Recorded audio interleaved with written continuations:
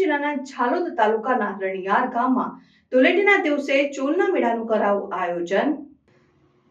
મેળામાં બે પ્રકારની ચૂલ બનાવવામાં આવે છે, ઠંડી ચૂલ અને ગરમ ચૂલ।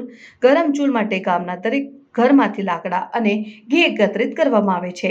સૌપ્રથમ 5x25 હાથ લાંબો, 1.25 હાથ પહોળો અને 5.25 હાથ ઊંડો ખાડો બનાવવામાં આવે છે।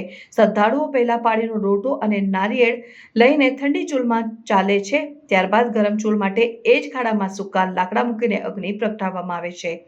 દાહોદ જિલ્લાના આદિવાસી સમાજ માટે હોળી સૌથી મોટો તહેવાર છે। મોટા ભાગના લોકો રોજગારી માટે અન્ય શહેરોમાં સ્થળાંતર કરે છે, પરંતુ હોળીના તહેવાર માટે વતન પાછા ફરે છે। હોળીના 5 દિવસ પહેલાથી જ જિલ્લાના વિવિધ વિસ્તારોમાં મેળાઓ શરૂ થાય છે। આમાં ચૂલનો મેળો સૌથી મહત્વપૂર્ણ છે, જે ગરબાડા તાલુકાના કાંગરડી, લીમખેડા તાલુકાના દુધિયા અને રણધીકપુર તેમજ ઝાલોદના રણિયાર ગામમાં યોજાય છે। ત્યારબાદ ધગધગતા અંગારા થઈ ગયા બાદ લીમડાના ઝાડની ટાળી અને પાંદડા વડે અંગારામાં ઘીની આહુતિ અપાતા હોય છે। આ ચૂલામાં ચાલવા માટે બાજુમાં આવેલ તળાવમાં સ્નાન કરીને ભીના કપડે ચૂલના 5 ફેરા ફર્યા બાદ પોતાની માનતા પૂરી કરવા માટે તેમજ વરસાદ સારો પડે તે માટે પણ લોકો ધગધગતા અંગારામાં ચાલતા હોય છે। આ ચૂલના મેળામાં ચાલતા લોકોને પગમાં નથી તો છાલા પડતા કે નથી તો કોઈ બીમારી થતી, તેવી જ અહીં અંગારામાં ચાલવાની આસ્થા આજે પણ અહીં જોડાયેલી છે।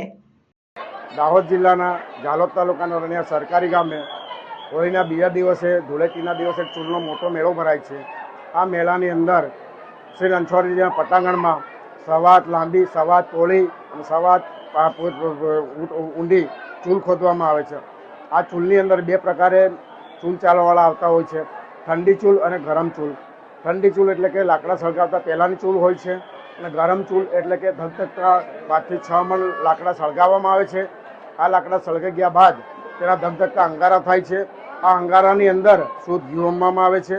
આ ઘી હોમ્યા બાદ તેની કમર સુધીની જ્વાળા ઉત્પન્ન થાય છે।